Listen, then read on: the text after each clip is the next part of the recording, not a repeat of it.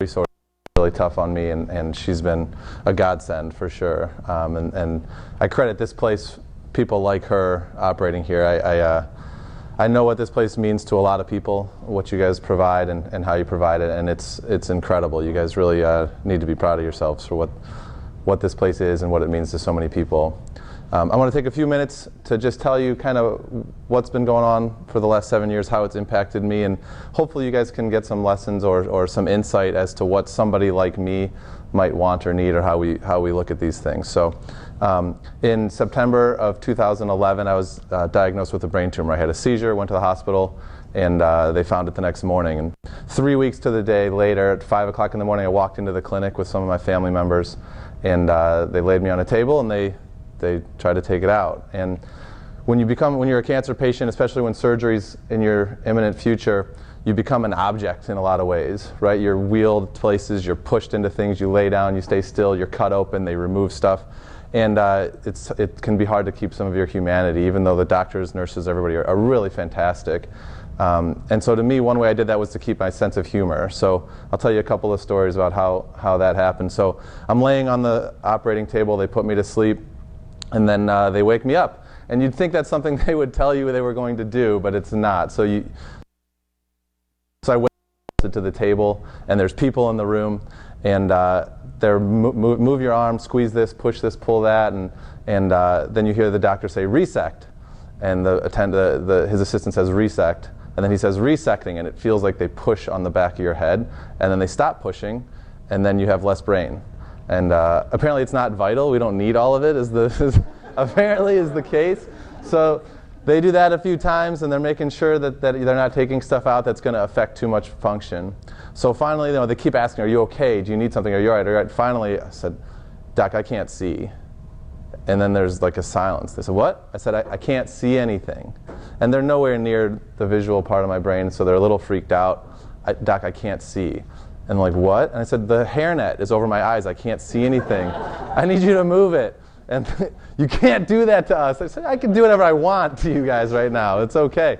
So they didn't wake me up again. I think that was the last of it. So when I did come to after surgery, and you're in the floor where everybody else is, they put me into a private room so my family could come in. And as they start to come in, the nurse starts to go out, and I stop. Nurse, wait. She says, what? I said, I don't know who these people are.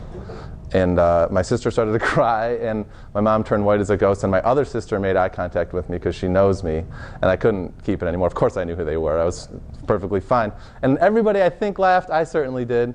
But I remember those times as kind of this grasp towards still being a person, right? And not just this thing or this patient, if you will, but still myself. Later that night was the longest night I've ever had in my life. You're on basically a neurotrauma ward, and there's stroke patients, and there's people that are moaning and upset and in pain, and they don't really let you sleep. Once every hour they wake you up if you have fallen asleep, and they do these battery of tests, and they do an ultrasound, and they pull out your catheter, and it's a very long night. And by the morning you're ready to go, and I kept asking, how do I get out of here? And they would say, you're ready. When you're ready, you'll leave. When you're ready.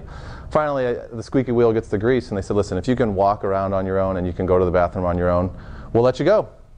So, hey, I'm going to the bathroom, I would announce to everybody and anybody, and I'd walk in there and I'd leave the door open. They were going to know.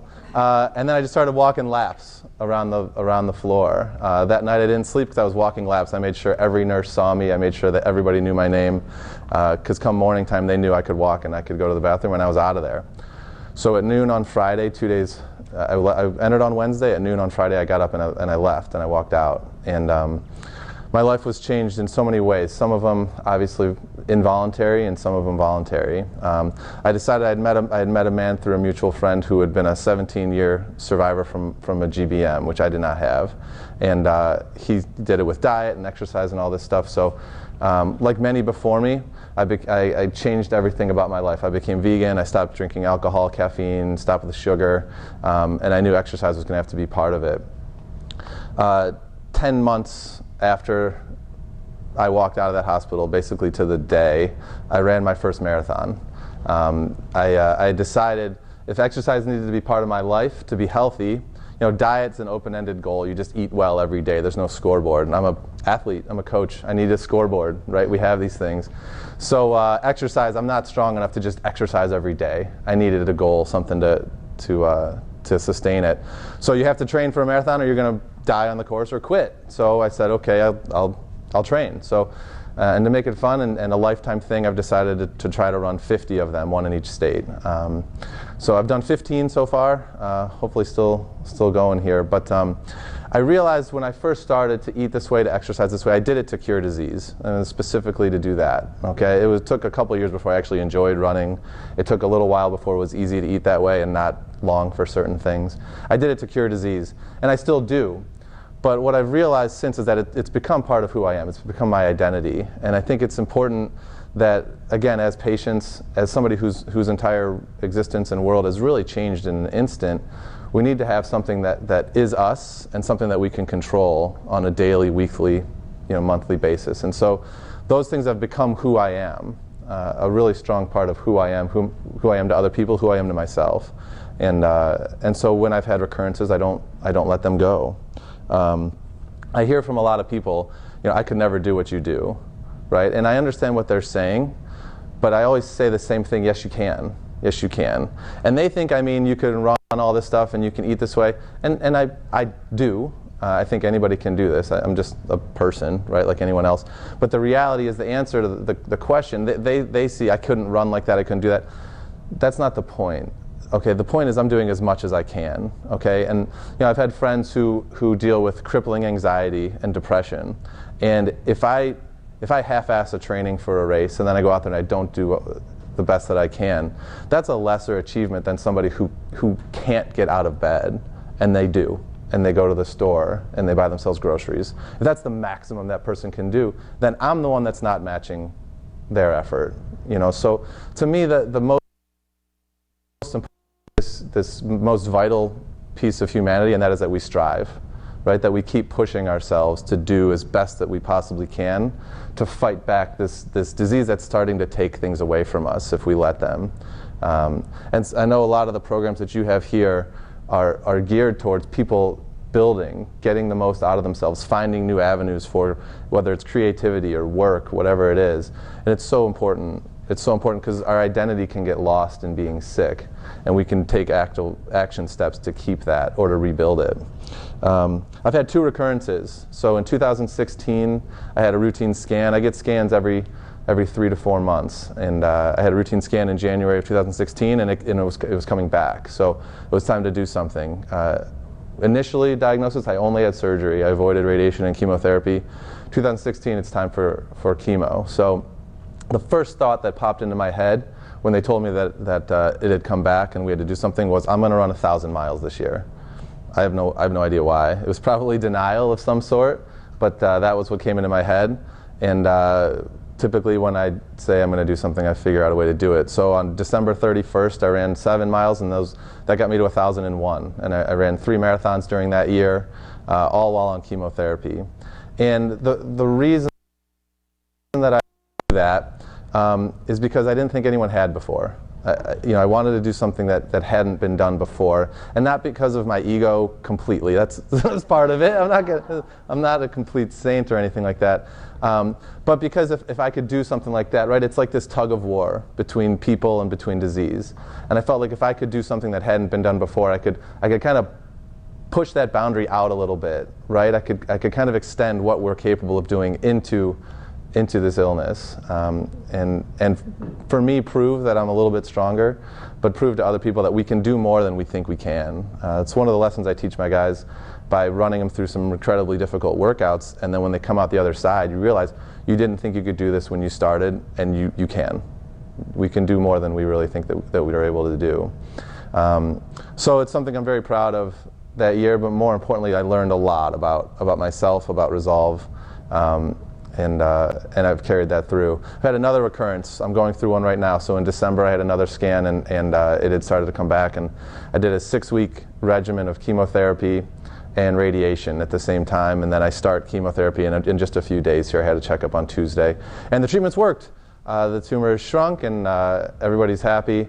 And so the 6 months basically are to make sure that while we have it on the run, we keep it on the run. I've had too many friends die because they stopped treatment early. I think something that can help in this room, some of the support and advice that you give to people in the groups or in one-on-one sessions like I have with Casey, is being aggressive can be difficult. I'm not looking forward to treatment. The doctor gave me an option to not do it.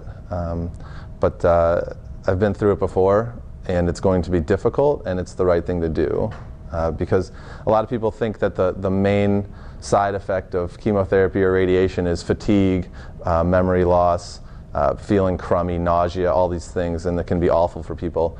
But the main side effect to chemotherapy and radiation is that it kills cancer. And it can be easy to lose sight of that.